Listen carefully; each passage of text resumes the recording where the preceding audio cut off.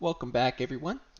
For today's video, we're going to be talking about Hellas and what is different on Hellas compared to Tharsis. And since I've not played on this map as much as I have on Tharsis, I thought I'd reach out to Anthracite to see if he'd be willing to share some of his insights. So he decided to join me, and we're going to do this kind of podcast style. So, welcome, Anthracite. Thanks for having me. So, first thing I think we should talk about is the milestones and awards on Hellas. The milestones are more awkward than they are on Tharsis. Tharsis, being that its base game, is relatively straightforward play pattern to its milestones and awards, but the milestones on Hellas are all kind of awkward. You can't really get them normally by like SPing greeneries, except for Polar Explorer, and in order to do that, you have to go to the not so rich sections of the map here.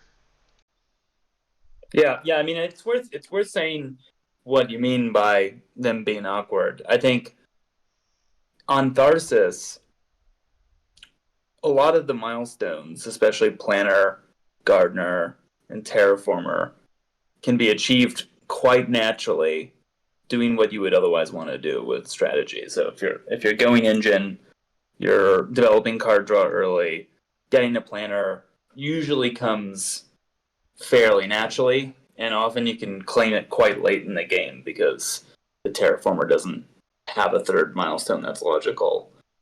And then equally, if you're more of a terraforming archetype, getting gardener, getting a terraformer is quite straightforward. You don't have to do anything that you wouldn't want to do otherwise. The awkwardness of the Hellas milestones is there's almost never a situation where you want to play 8 different tags early in a game, especially when you have to kind of rush to do it.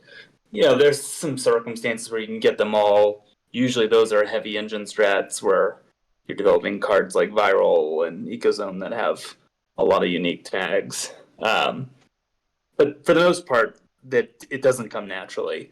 And Diversifier is the most well contested milestone on this map. It's usually one that both opponents will fight for. So you usually have to make a few plays that you wouldn't otherwise make.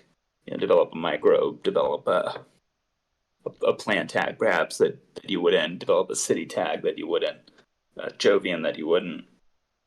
And the same comes with Polar Explorer, where you could SP greeneries for it, but there's not a ton of rebates in the south, especially early. So it's not like SPing greeneries in the center of the Tharsis map where you get lots of rebates that helps you get some cash back and compensate for the amount of money you're spending on standard projects. Polar Explorer is the Barren South. The heat rebates shouldn't be underestimated. They can be valuable. That 6 cost ocean is a really good one, but they're not helping you compensate for SPs early in the game.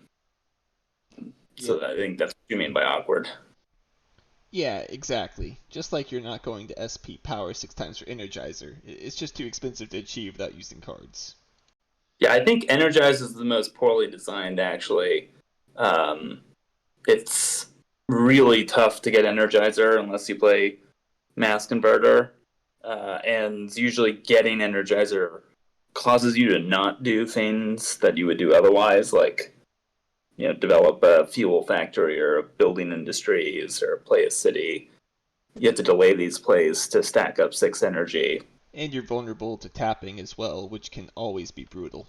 Yeah, exactly. Energize is an annoying one because if you get to 6 energy, unless you've seen tapping, you pretty much have to claim immediately just to avoid that risk. I think Energize is definitely the weakest milestone unless you get it with Mass. Yeah, Mass is already one of my top cards, but it's even more so when it comes to the free milestone on the map.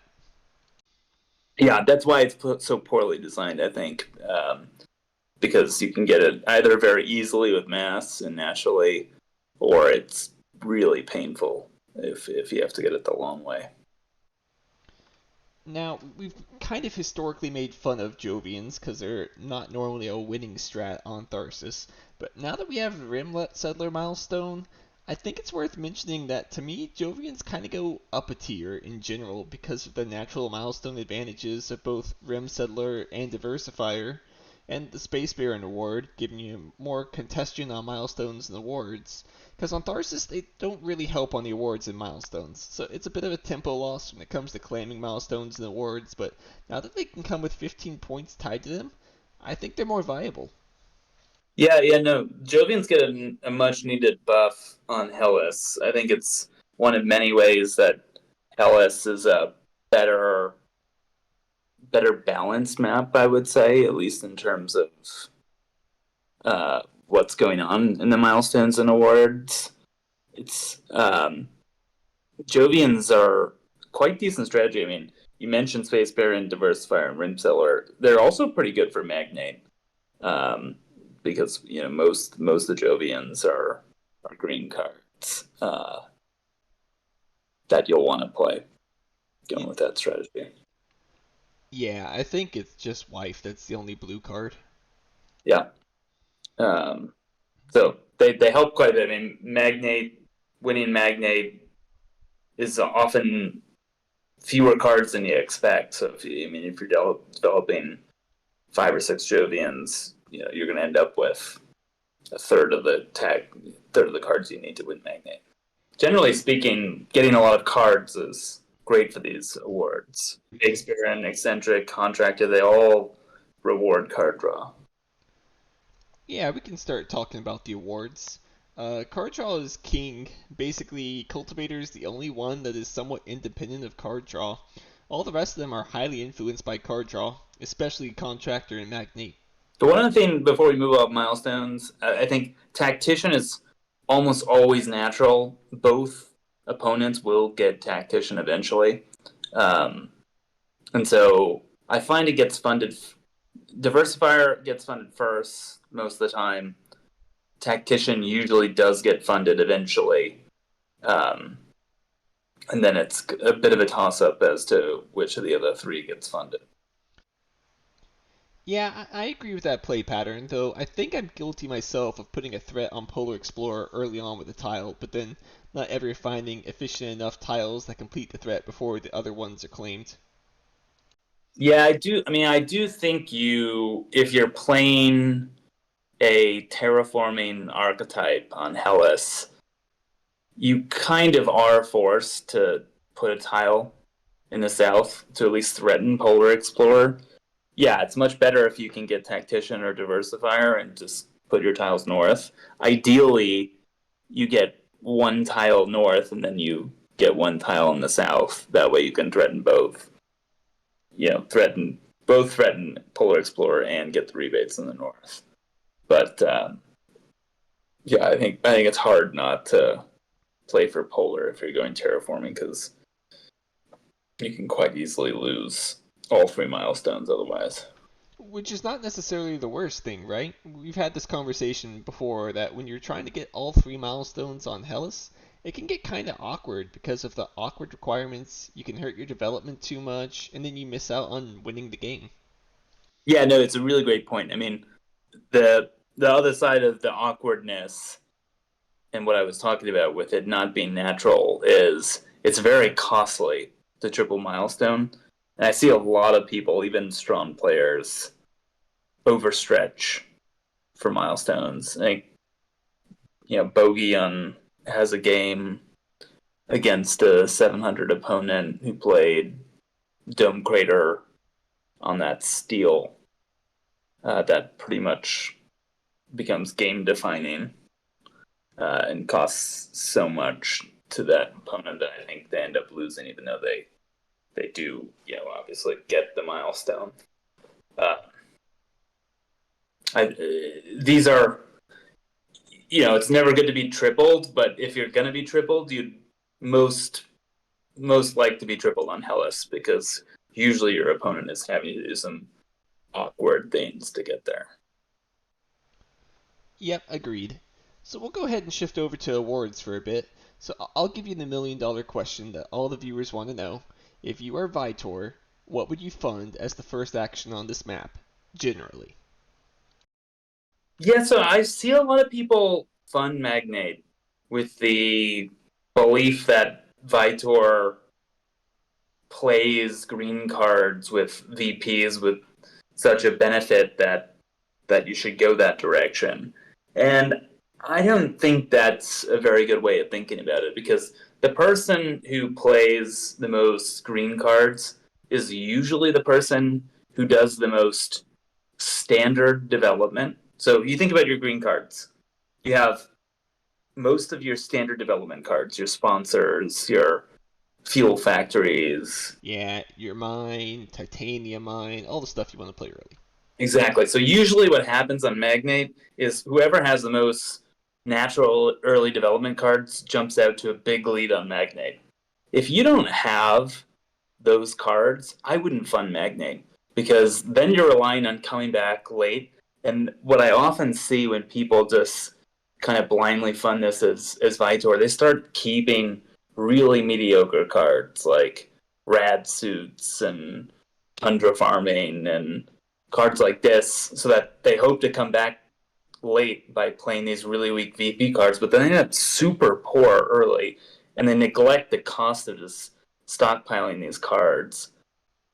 I think if you're in a vacuum with no other information and you don't have a hand that's either going uh, heavy green card development early, Jovians, which are actually a decent portion of the VP positive green cards, plants, which are the next biggest source of VP positive green cards.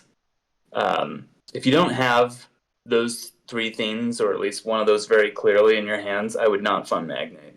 And if you're going Jovian, Space Baron's probably safer than Magnate. In a complete vacuum, I'd fund the swingiest award, which is Eccentric. Yeah, Eccentric definitely comes down to a couple of key cards, and if you find them, you win it, and if you don't, you lose it.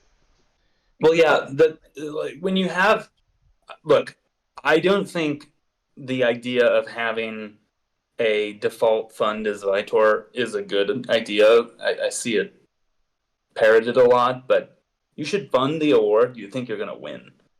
And then you only do one of these kind of random funds, so to speak, if you have no good direction whatsoever. And what's nice about Tharsis is you can fund what I call trap awards, like Banker or Thermalist or Miner, which are either very costly to win in the case of Thermalist or Miner, because you have to stockpile resources that you otherwise would want to use, or they're very unnatural to win, like Banker, where you have to keep mediocre cards like Zeppelins and Insulation and late Cartel or late Satellites to The swipe it. hackers. Yeah, hackers. Yeah. There's no such thing on Hellas. All of these awards can be gotten in semi-logical ways, and more than any other map, I think you run into a lot of arms race situations in Hellas, where the kind of tight mid-rangey games, both players start keeping lots of crappy cards to be competitive on awards rather. There's no trap awards here. In my games, I've noticed that Magnate and Space Baron tend to be very close and nearly unfundable for most of the game for the reasons you stated. Both players are thinking about those awards. Where I've found to be the most lopsided is Contractor. Sometimes one of the guys has, like 14 building tags to the opponent's 3, and you're never catching up. And Cultivator, where the early plant prod allows them to get a 4 or 5 greenery lead, and it's just really hard to catch up to that massive of a greenery lead. I'm gonna slightly disagree on Cultivator, which I think in strong games, if you're playing well, you'll have greeneries, and you can never get out. Sure, I mean in some crazy plant prod situations, you can get out to a massive lead, but Cultivator often is decided by a couple of greeneries, which is not nothing, but it's a ward that even when you have it, it's usually not a runaway. The right two are the ones that I find can be runaways, Eccentric and Contractor, where if you're Chongqing, you're drawing more cards, or you have more early. Again, a lot of the good steel tags are good early developments, like Mine and Titanium Mine and power prods from the cities, etc. someone can really jump out to like a 7-8 tag lead, and then it's insurmountable. Hmm. Same with eccentric. There's a handful of cards that are really powerful on eccentric, like viral enhancers, eco zone, decomposers, or Imported nitrogen. Yeah. yeah. Um, and if you just end up with a couple of those, you can run away with eccentric. I agree that it's hard. And we talk about how this is a little more engine oriented. Mid range is probably the best way to describe it. And I think that the Vitor Fund is quite honestly a detriment on this map, unless your hand just screams that one of them is super safe for the reasons you stated. They're all competitive, and honestly, none of them are trap awards, so you're just incentivizing your opponent to do good things, which comes with a free 5 points, which makes the battles much harder than you would prefer them to be. Yeah, I mean, I would really, really think twice before funding Magnate, Space Baron, or Contractor if you don't have card draw and you don't have a lot of green early development cards with building tags on them. At least Cultivator and Eccentric can be won with very few cards. And that's why I would lean that direction, which is okay, you don't have decomposers or ecozone in your opener, but that those individual cards can win you that, even if you don't end up with any card draw. Whereas Magnate, Space Baron, Contractor, I mean, it very often comes down to who's richer and who has more. Yeah, the more card draw, the more tags you see, the more tags you can play. So if you have AI Central in hand, something like Magnate or Contractor becomes more interesting to you. Yeah, well, and it's the thing about it is if you develop AI Central on Hellas, oftentimes both players are going more mid range because some of the Giga Rush strategies don't work so well, which means you can drag these games out a lot more than you can on Tharsis. If you're playing a strong player on Tharsis who doesn't have card draw, they're probably terraforming. Whereas it's quite common that both players are playing mid range setups on Hellas, which means if you have AI Central, you can just stretch the game to 12 and you can win things like Magnate and Contractor just by brute force eventually. I agree. So I think we've talked a good bit about milestones and awards. We'll come back and talk about them a little bit more when we look at some of the stats for the map. Let's talk about the map itself. So I've heard the common complaint amongst players is that terraforming is not effective on this map because you can't ocean walk very well. And to some degree I agree, and some I don't. Because you can see here there's a nice line of plants alongside a nice row of oceans that have plants. So there's really nice ocean walking potential here. I think the complaint is that you can't jump to the other side and instantly get the rebates. You have to instead fill in these oceans over here and then jump over to this section and walk around it. But I think it's a little overblown because the rebates here in the middle are really good in terms of actually placing the oceans. So you can easily get like 6 cash or 4 cash back when placing these oceans, which gives you a lot of money back when you're having to SP oceans to end the game. Yeah. Yeah, I mean, rather than focus on what's worse than Tharsis from a terraforming perspective, it's better to start with what's better. And the Hex on the right hand side is way better than Tharsis in terms of the cost of playing oceans. Um, yeah, basically after you get one down, every ocean that comes is going to come with really heavy rebates. It's a good reason to not put tiles like Mohole area or Protected Valley in the Hex, because if you're in a more terraforming archetype, the having the really cheap oceans is often better than getting the plants on the left hand side. So I would say the Hex is underrated. Yeah, it doesn't have the rich plants that you're used to on Tharsis, but all the cash rebates you get and that 3 heat, they're pretty valuable. The other thing to say about this map is there's really two good city spots. Yeah, I can take a guess. I'm guessing this is one of them, right? Yeah, that's one, and there's one to the right of that. Yeah, right here would be my guess. Yeah, which are the two best in my mind. Yeah, So you can. I would say 3 and 4 are right here for Right. me. Those ones tend to come later in the game, and they often come in games where there's no terraformer. Those tend to be the more degenerate engine games where those cities start to get filled in. If you're terraforming, you want one of those top two cities. You want the rich plant rebates. It's basically two free greeneries up there if you get one or both of those cities. And I would pay very close attention to where the first rebate and the first ocean in the north goes. Very frequently, you'll see it go on the one card, Yeah. because often that's a good way to start on Hellas. And when it goes there, I almost start to lean towards the northeast city more than the north, kind of the northwest city. Because your plan is that we're going to continue with oceans around here and then have a nice rebate spot.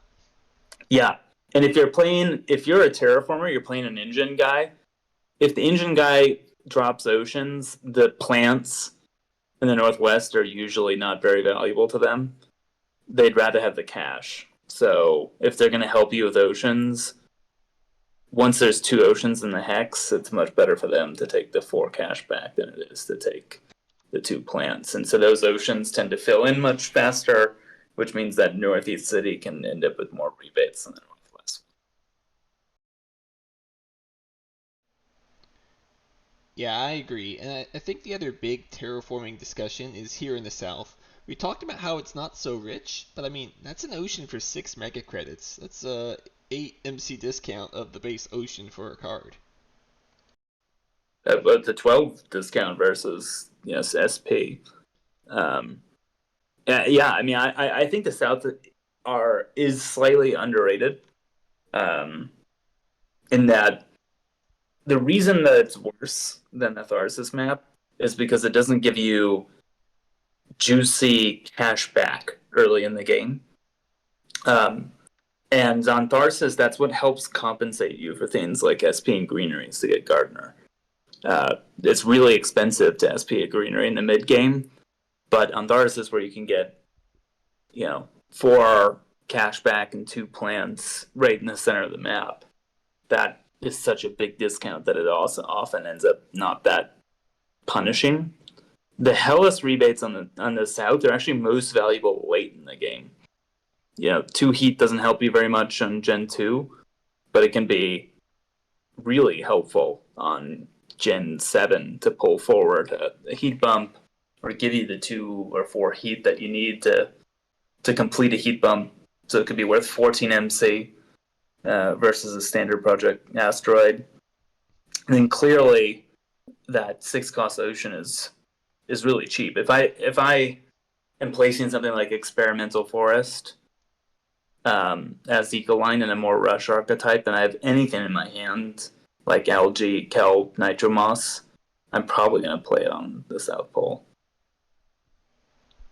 Yeah, and then I guess depending on your hand, what you're going to take, because you could take the 2 TI for playing space events or 2 plants for a conversion next gen. But yeah, South Pole gives a lot of benefit, I think. Yeah, I think generically the 2 titanium is quote unquote the best early ocean. That's often why you see people put something like experimental forest on the card, because the the ocean on 2 titanium gets taken, and then you have that nice rebate of 2 cash and a steel to the left of it. Yeah, Also, you a mining area tile if you end up with it. So that's a decent place to be.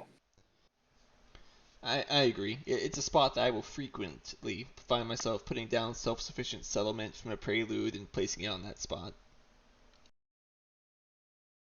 Yeah. So anything else on the map itself? If not, we can go ahead and hop over to the cards and discuss how cards change on this map. Maybe the one other thing just to keep your eye on this map is the 1 card, 1 plant spot. That tends to be a fulcrum in a lot of games. If you get that spot, you block off those northeastern rebates going down. The hex, I would say, gets filled 75% of the time. So yeah, usually that square you have your mouse on right now and the one down from it are, 4 cash and a plant and 2 cash and a plant. So those are really good rebates. So, getting that card, you often get 2 cash back because there's an ocean there already. And then you cut off the fairly juicy late rebates on the 2 squares you have the line on. Yeah, so definitely if a city is here, the famous eco-zone into conversion is possibly a game-winning play for how much it denies your opponent and how much you get in return. Yeah, it's a bit like the southeast spot of the eastern city on Tharsis. There's 4 cash and 4 plants in that area. If you can cut off your opponent from that spot, it's fairly valuable. Yeah, I agree. Let's hop on over to the cards. So I wanted to talk about these in particular. So when we're talking about diversifier, these are the cards that have 3 tags. You need to be aware of these 3 tag combinations because it helps you figure out when it's safe to greed diversifier and when you need to claim it. Some of them are kind of cheating, like advanced ecosystems having 3 different requirements. Like if your opponent already has 2 wild tags, they probably have diversifier already. Same with fusion power, but I'm including them here for completion's sake. I think solar wind power, Ganymede colony, and research outpost are the 3 watch out cards. These can absolutely ruin your day if your opponent doesn't already have these 3 tags. Yeah, the 3 tag cards can come as a surprise. I actually think it's if you went to the normal card list, like the normal website, yeah, it's so much easier to think about diversifier in terms of what's easy to get. I mean, almost everyone will end up with a building tag in the first several gens. Almost everyone will end up with a science tag in the first several gens. Earth tag. And then, yeah, almost everyone will end up with an earth tag, although there are fewer of them. So, what tends to happen is you'll have both players with building, space, science, earth. So, those are 4. Mm-hmm. And then eventually people will get a power tag that can come pretty naturally early in the game if you're doing any kind of development. So, that gets you to 5. The hard ones to get are plant, microbe, animal, Jovian, and city. And so to get from those easy 5 to getting to 8, you need 3 of plant, microbe, animal, Jovian, city, which is very hard to get. Now, of course, you can trump it with a wild card, but city tags, microbe tags, and plant tags that are playable early become much more premium setup. So yeah, there are these jumpy cards here that can move you up 3 real quick, but then there are sneaky cards like psychrophiles, tardigrades, archaebacteria, industrial microbes that give you viral enhancers that give you micro tags. These cards become even better because the micro tag is otherwise really hard to get. Mm-hmm. Cards like colonizer, training camp, which I'd say are pretty weak on Tharsis, are actually quite decent on Hellas. Rim settler, diversifier, tactician. Yeah, exactly. Helps you out on 3 different milestones. Plus, it's a building tag. Plus, it's a green card. Yeah. So it hits 5 M&A. It's really good. That can help you get your first Jovian tag. And then, obviously, things like Arctic algae, adapted lichen, playable early plant tags are good. And then ecozone, Oh yeah. really, really great one. Because Pets is another one. pets and ecozone are really the only 2 early playable animals. So I was just going to point out that Ganymede Colony here is the most dangerous one to be aware of because it has the city tag and the Jovian tag. So watch out for this when it comes to sneaky diversifier steals because it has the most of the premium tags. But we'll get off that now. So, yeah, we don't only have to talk about Diversifier. I think Tactician is another thing we need to talk about, and just what cards in general we think are up and down on Hellas versus Tharsis, like AMC. I am up on AMC on Hellas because mid-range setups tend to have Titanium production. It's a Tactician card, Rim Settler, hard to find Jovian tag. I think it's a lot better on this map. Mm-hmm. Yeah, I think Asteroid Mining Consortium, Colonizer Training Camp, these cards get a lot better. Vesta definitely has more of an upside here, and Saturn too. I think Saturn goes up at least a full tier on the tier list on Hellas, just because it comes with a Jovian tag for free, which we've already stated is progress on Diversifier and Rim Settler. Yep, yep, I agree with that. Um, I think some of the cards that are otherwise weak that have requirements sitting on them are interesting to keep an eye on. Things like Great Escarpment Consortium, a card that I rarely get excited about, but has a requirement on it and is playable early in a lot of situations. Dust Seals, Mm-hmm. again, it's a magnate card, has a requirement on it, can be played early, becomes better in this setup. Just keep an eye on drafts where it's remember it's almost always going to be competitive on Tactician, and a few of these cards that you almost forget they have requirements like Cyclo Space or Hotels. Space Yeah. Hotels or Rad Suits. Um, they often end up becoming sneaky, valuable power supply consortium. So, what limit would you say that's too much? Like wave power, for instance. This is a card everyone agrees is very mediocre, but it is a green card with a requirement on it. When would you say, alright, I'm gonna buy this and play it for the milestone and award potential?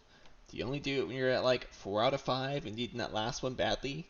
Or do you like take it as a spec on 2 out of 5?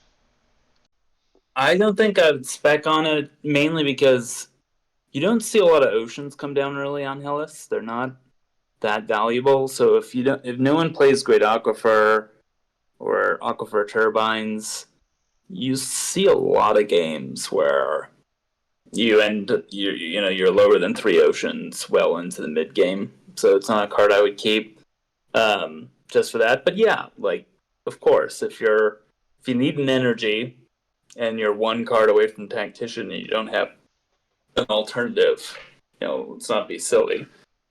But I would say the much more common mistake is people stretching too hard on Hellas to get what are not very valuable milestones when you have to stretch for them. Yeah, I would only take this when I'm at 4 out of 5 on the requirements. I view it like solar power for builder. Like, you can, but you really, really don't want to. So I think it'd be an overstretch to go for that. Yeah, in general, yes. Your mileage can vary, but most of the time you will not get rewarded for pushing really hard on milestones.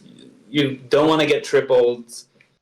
You know, if you're in danger of getting tripled, usually your opponent is doing some weird things too, so you can afford to push a little bit more than normal to get a milestone and not get tripled. But don't do awkward things. And if you get tripled on Hellas, it's still very easy to come back. Just get an 8 fund in, and usually you're a lot richer than your opponent. Yep. I see a card on this list I know you're a big fan of for speculation on Hellas, Extreme Cold Fungus. So, what's your feelings on this card? I've seen you keep it just on spec and ignoring other micro cards in hand because they're not good enough, but Extreme Cold Fungus could be. Yeah, look, I think it fits into a similar category of yeah. I'm not going to keep weak combo cards for it like NRB, but it hits both diversifier for the microbe tag and tactician for the max 10, and on eccentric it's pretty much the single most powerful card.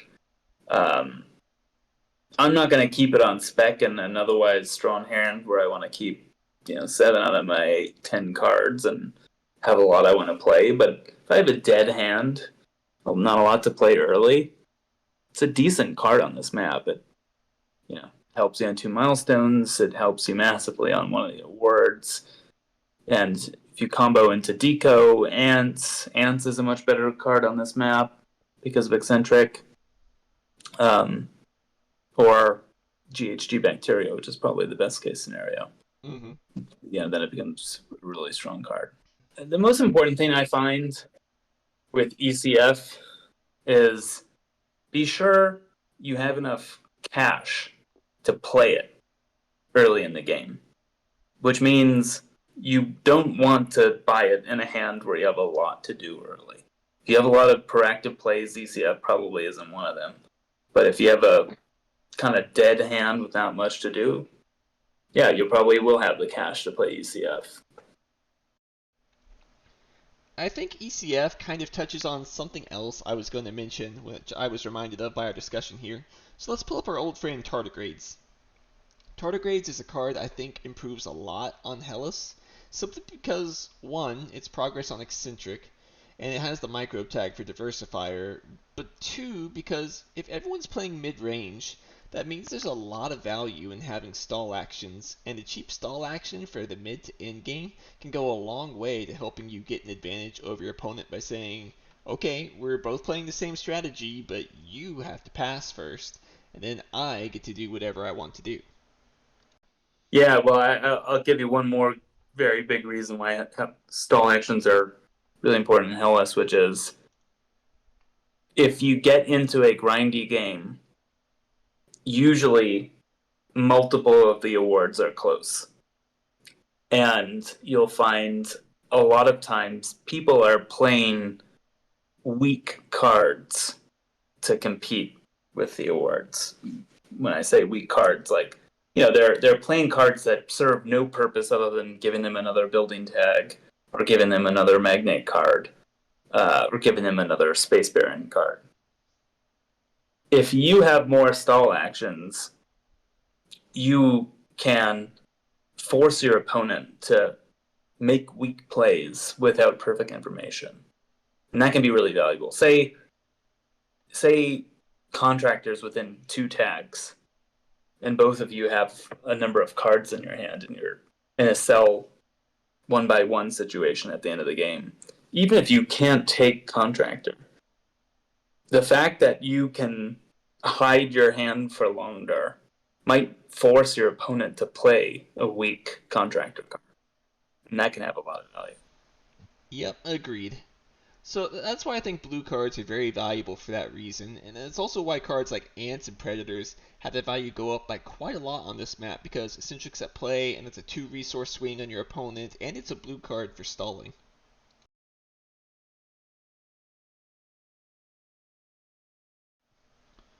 Let's see. Other cards that are stonks up is Lava Flows, which is a good terraforming event, which now becomes one of the best terraforming events in my opinion. Yeah.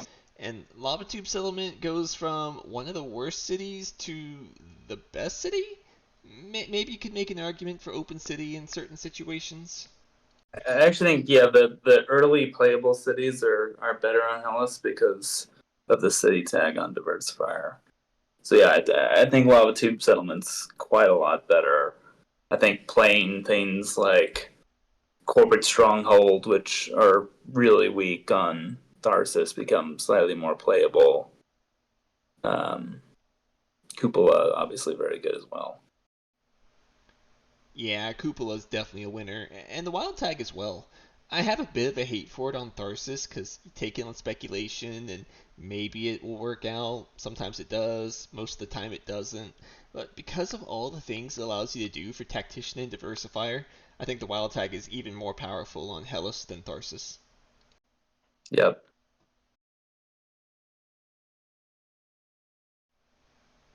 Let's see. I said Pets is one of my goats. I'm looking through here to see cards that I think maybe not quite as good on Hellas. I think Protected Valley and Molehole to a lesser degree are a bit worse because you don't quite get the nice skipping action of access to both the north and the south that you do on Tharsis, since the oceans are on the edges and in a hex. I think that these cards are still fine because they have good production and rare tags, but they don't quite give you the access they do on Tharsis for all the good rebates. Yeah, no, I do agree with that. In general, I think just developing tons of heat and trying to rush the game doesn't work nearly as well on Hellas. Yeah, you don't get a milestone for free like Terraformer. In a quick game, you want to get milestones, and here, if you're putting all the money into heat and you can't contest the milestones, now you're stuck in a bad situation because the heat maxes, and then what? Your opponent has already gotten at least two of the milestones, so they're winning a short game, and they also have the money invested for a longer game as well. Only Helion can get away with the blindly stacking Yeah, heat here. not that I mean, Mobile Hole is still a very playable card. Don't avoid heat at all costs. It's just um, going all in on Terraforming can work. It just works a lot less fluidly than it does on Tharsis. And look, I mean, I still have had plenty of Gen 8, Gen 9 games on Hellas. The scores tend to be a little lower, but you can still win plenty of games with rush strategies. They're just slightly less frequently the best choice. I think that's important to emphasize. Hellas is not like a brand new game. This is still Terraforming Mars. The good cards are still good cards. There's just a little bit of a change in how the board plays, some of the combos you can do, but in general, Terraforming is still a great scoring mechanism, and you don't have to relearn everything that you once knew. Agreed. Let's see, any other cards I think are massively up? We talked about card draw being king. I think all card draw was already valuable, but now even more so.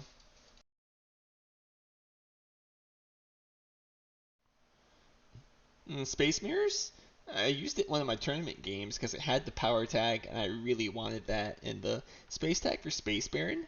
That's one I think is an interesting example of getting a little better because of the milestones and the wards. Yeah.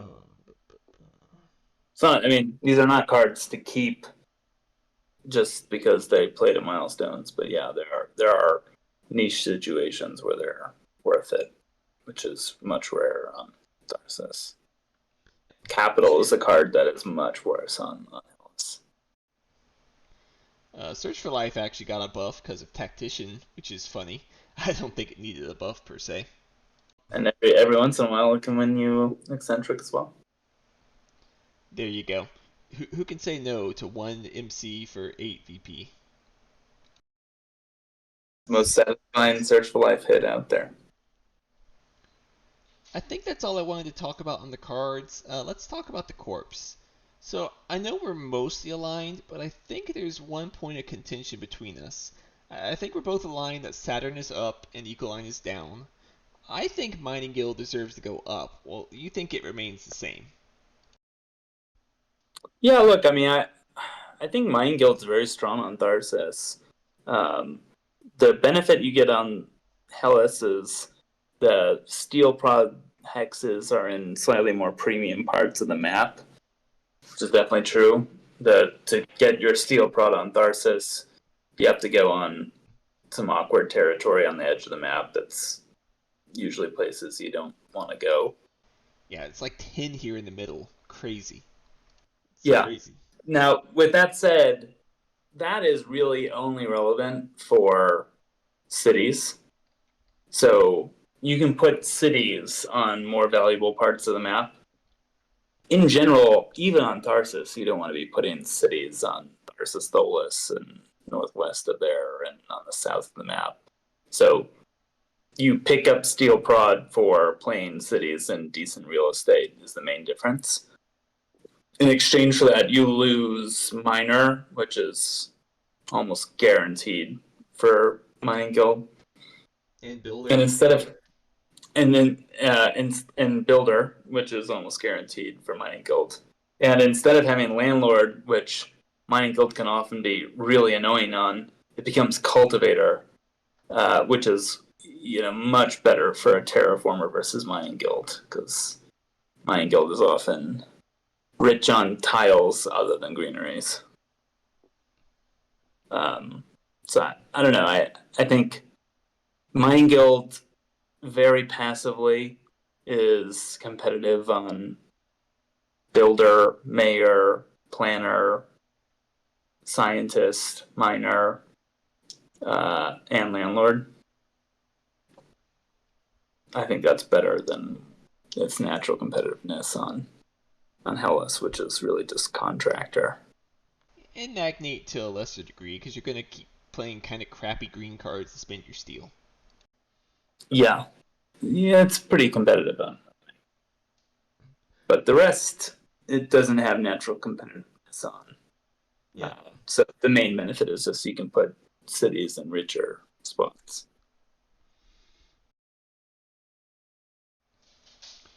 Yeah, speaking of cities, Tharsis doesn't get too much of a buff because it doesn't get a city tag. I'm still not quite sure the design reason for that. But yeah, that's rough that it doesn't have a city tag and it no longer has mayor. I'm not going to say it's useless because it's still a tile toward Polar Explorer, so I'd probably still keep it in the middle of the pack, especially since cities are more incentivized to be played because of that last tag. But in general, Tharsis is still the same mid-tier corp it's always been.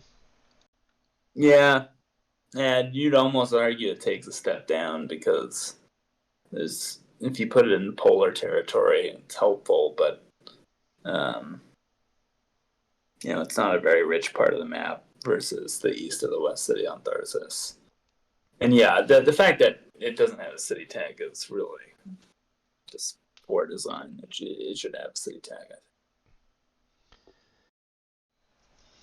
Other corps, I think Phobolog is up. I think being able to play Jovians and not lose all your milestones and the wards is a big buff for it. The space tag for Space Baron certainly doesn't hurt either. I would say you would think Thorgate is better because of Energizer, but it's really not. It's still so bad for me. Yeah, I think the main thing that takes you know further buffs are the Prelude corps. I mean, they're pretty much all better on Hellas. Yeah, they're all very good. No disagreement there. I think probably the one I would not say is directly nerfed. I wouldn't move it down a tier per se, but Credicore no longer having that easy SP greenery lines, I think it really hurts the reliability of the corp a little bit. I think it's still definitely a top tier corp because it's still very strong ability and high starting cash, but lack of a tag and no more Gardener shenanigans, I think hurts it a bit. Yeah, I agree with that. I mean, you still can SP for Cultivator, and often early cash is a little more valuable in Hellas because you need that cash to play some of the kind of more awkward cards you'll have to play to get milestones. But yeah, I mean, I think I agree. It's a little bit, just a tad weaker. But in general, I don't think any of the others change too much. I think they all do the same thing they always did, and if you have a hand that they support, then they should be your clear pick. But I don't think the map changes too much for the rest of them. Yep. So with that, anything else you want to take a look at before we hop over to the stats discussion? I don't think so. Alright. So here's our milestone rankings. I have it for 2-player and normal mode. Arena mode's too small of a sample size. We could see that surprisingly, Energizer was one of the highest win rates for everyone, Rim Settler being the lowest. Tactician, as you mentioned, being a very natural milestone for any style of play, has it as the highest win rate percentage when you get it, which makes sense. Yeah, I mean, I wouldn't read too much into this, just given the low N. Yeah, we're talking like 150 games. It's not a big sample size yet. I think the main thing to look at here is the times claims, because that there's a certain number of games, which tells you how frequently there are. Diversifier, unsurprisingly, claimed in almost every game. And then Polar Explorer, since it is the easiest to get, in the sense of you can brute force it, number two. Mm-hmm. And then Tactician, which is guaranteed to be fundable, unless someone gets Rim Settler or Energizer, coming in number 3. And we could filter a little bit here and have a elo range of 500, and it changes the win rate percentage a little bit, but it still doesn't really change too much about what's going on with these milestones. Despite the elo gain here, I think we're picking up something weird, like maybe having played Mass or having a bumper in play. I think going for Energizer's sake is just rarely a good idea. Mm-hmm. Again, I think it's a small sample size. As the arena season continues, we'll see some of these adjust. Yeah, I think Tactician will probably stay on top because it's the most natural one. It takes very little for you to get it, and often if you're the cards with requirements on them tend to be stronger. So Yeah, one of the reasons why cutting edge technology is kind of a busted promo. yeah, agreed. So corporations. I have right now the Tharsis map data for corporations, so super high end count. And you can see the things that you would expect. UNMI and Phobolog are at the bottom. I see Chongqing, Credicore, Ecoline, Vitor, Point Luna at the top. All within our expectations, what we'd expect to see given general game knowledge. If we flip it over to Hellas, you can see here Credicore, Saturn, Point Luna, Vitor, all the usual suspects at the top. Mining Guild does stay in the middle, kind of like what Anthracite was predicting. Helion surprisingly near the bottom. I didn't think it'd be that bad, but poor Phobolog. Even a slight buff to playability doesn't seem to have helped it any here. Yeah, none of this is super surprising to me. Worth noting, I think sorting by average elo gain is the better one because win rate is mostly just how good are the people who played it. Ecoline's still near the top, so don't forget about that. You can, just because Terraforming's weaker doesn't mean Ecoline's not strong. Ecoline can play a nice mid range strategy, and maybe it drops down a little bit as N goes up, but it's still a good core. Yep, and for those of you who have made it all the way through this video and have not figured out what we mean by mid-range, I guess I'll define it. Mid-range means you're willing to develop and get some card draw and other development, but you're also willing to terraform and you're not allergic to it. So you're basically straddling the edge based on what your opponent does, deciding, do I need to go more development or do I need to go more terraforming? Well said. And the last one here is the awards section. So again, very contested, I would say. There's not really a clear winner or loser, except for Contractor, which is the only one below 50%. But all of these are very close, which speaks to how the awards are. And flip rate's very, I'll call it relatively high. I think if we look at Tharsis' flip rates, no, they're around 10% as well. 10% feels more common than I'd have thought, but they still feel to me like they're very dynamic, as we discussed previously. We'll go back to Tharsis on win rate rather than flip rate. Yeah. I think that's the better. That's better stat. Which is, you have more reliable mainstays. Landlord and Scientist are clearly the two. If you're funding these, they shouldn't get flipped very often. Landlord a little bit more frequently because it can be a desperation fund. But these are reliable wins usually. When Hellas just has fewer of those. Yeah. Now, like you said, we can see the win rate and it never breaks 60%, but it also doesn't really go below 40, so there's not really a trap, so to speak, except maybe Contractor, but again, low sample size, so I wouldn't conclude anything just yet. Yeah, well, and win rate here I think just means that Contractor is a little bit less funded than the other ones are. That's all I had to discuss about the corporations, the cards, and the differences, so I appreciate you hopping on here, Anthracite, and giving your perspective. I know a lot of people in the audience will appreciate your insights on this map. Of course, happy to help how I can. Alright, well, good luck in the next arena season, and I guess we'll see you guys next time.